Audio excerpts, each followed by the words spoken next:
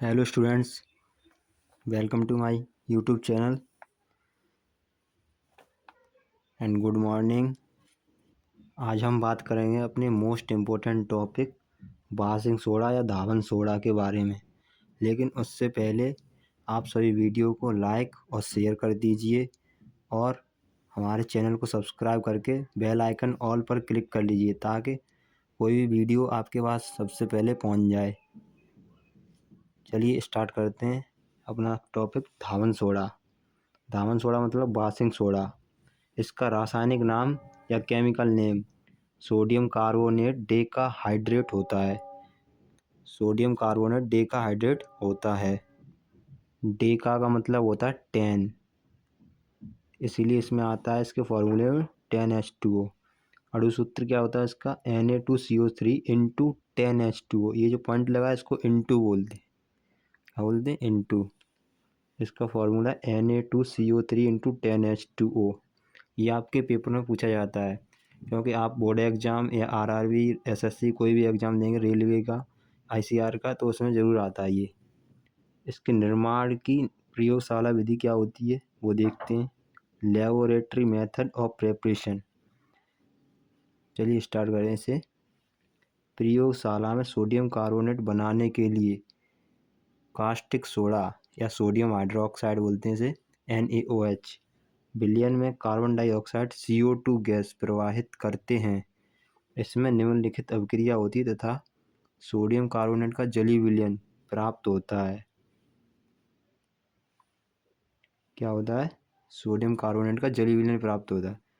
2NaOH, दो sodium hydroxide के अणु कास्टिक सोडा है, इसकी अभिक्रिया कराएंगे CO2 कार्बन डाइऑक्साइड से और ये बनेगा हमारा sodium carbonate Na2CO3 plus 10H2O, जल बनता है। ये क्या होता है? जल का फॉर्मूला है H2O।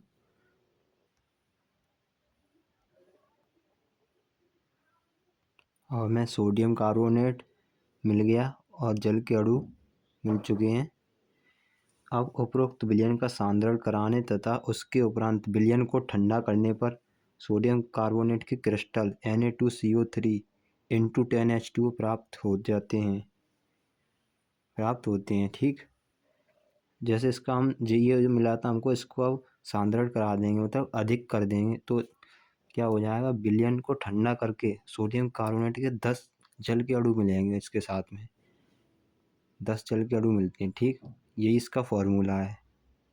ये पूरा बन गया। अब सोडियम कार्बोनेट का औद्योगिक निर्माण ली ब्लॉक की विधि तथा अमोनियम सोडा विधि। ये आपके पेपर में पूछा जाता है कि सोडियम कार्बोनेट का औद्योगिक निर्माण कैसे किया जाता है, कौन सी विधि से किया जाता है? ली ब्लॉक की विधि और अमोनिया सोडा विधि द्वारा किया जाता है। ये याद रखना आप, ऑब्जेक्टिव में आता है।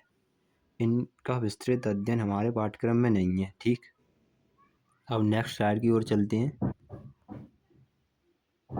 अब इसके भौतिक गुण देख लेते हैं, फिजिकल प्रॉपर्टीज। सोडियम कार्बोनेट या Na2CO3 सफ़ेद रंग का ठोस पदार्थ है। कैसा पदार्थ है? ठोस पदार्थ है, सफ़ेद रंग का। इसका गलनांक 850 डिग्री सेंटीग्रेड होता है, 850 डिग्री सेंटीग्रेड होता है। यह जल में विलेय है। कैसा है? जल में विलेय है। इसके जलीय विलयन का सांद्रण करने पर सोडियम कार्बोनेट के क्रिस्टल प्राप्त हो जाते हैं Na2CO3 इंटू 10H2O। अब चलते हैं नेक्स्ट स्लाइड की ओर। अब है रासायनिक गुण, केमिकल प्रॉपर्टीज। पहले आपका है ऊष्मा का प्रभाव, हीटिंग इफेक्ट।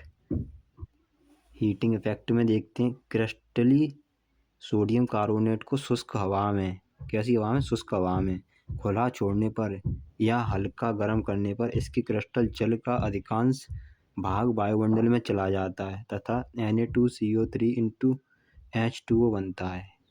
शुष्क हवा में छोड़ देंगे तो क्या बन जाएगा? Na2CO3 into H2O। आपसे पूछा था शुष्क हवा में धावन सोडा को छोड़ने पर क्या बनेगा, तो आप कहेंगे Na2CO3 इंटू H2O। चलिए अभिक्रिया देख लेते हैं। Na2CO3 इंटू 10H2O शुष्क हवा में या खुला छोड़ देने पर क्या बन जाए? Na2CO3 into H2O।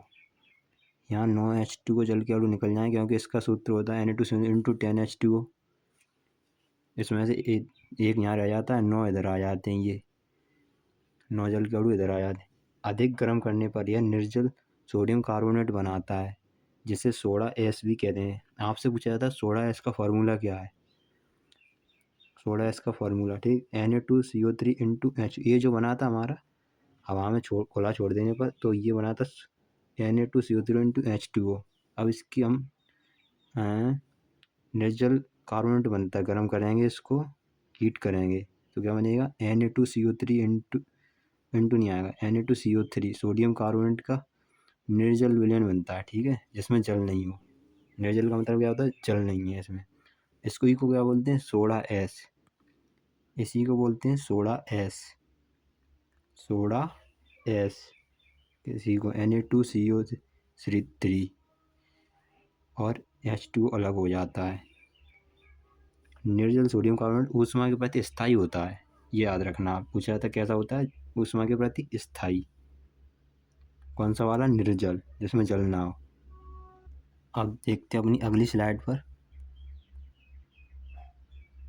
अब अपने सोडियम कार्बोनेट के उपयोग, यूजेज क्या हैं। इसके प्रमुख उपयोग निम्नलिखित हैं। जैसे सबसे पहला अपना है, प्रयोगशाला में अभिकर्मक के रूप में किया जाता है इसका उपयोग।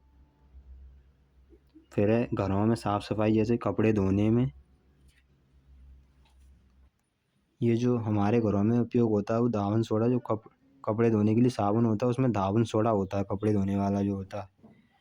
और जल की कठोरता को दूर करने में उपयोग किया जाता है। खाने का सोडा, बेकिंग सोडा होता है NaHCO3, जो खाने का सोडा होता है NaHCO3 सोडियम बाइकार्बोनेट बोलते हैं जिसे। और सुहागा बोरैक्स बनाने में भी होता है इसका। साबुन, कांच तथा कागज उद्योग में प्रयोग किया जाता है।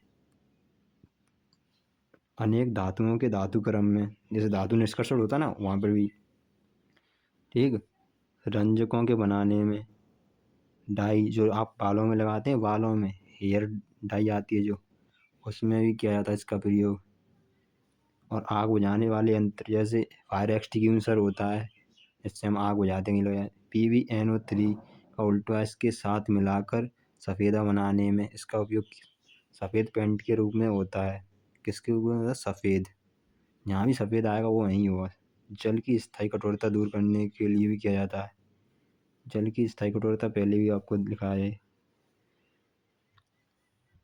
फिलहाल इस वीडियो में इतना ही। अब हम मिलेंगे अपने नेक्स्ट लेक्चर में, लेकिन उससे पहले आप सभी चैनल को सब्सक्राइब कर लीजिए और वीडियो को शेयर और लाइक कर दीजिए। अब हम मिलेंगे नेक्स्ट लेक्चर में। चैनल को सब्सक्राइब करें और थैंक यू।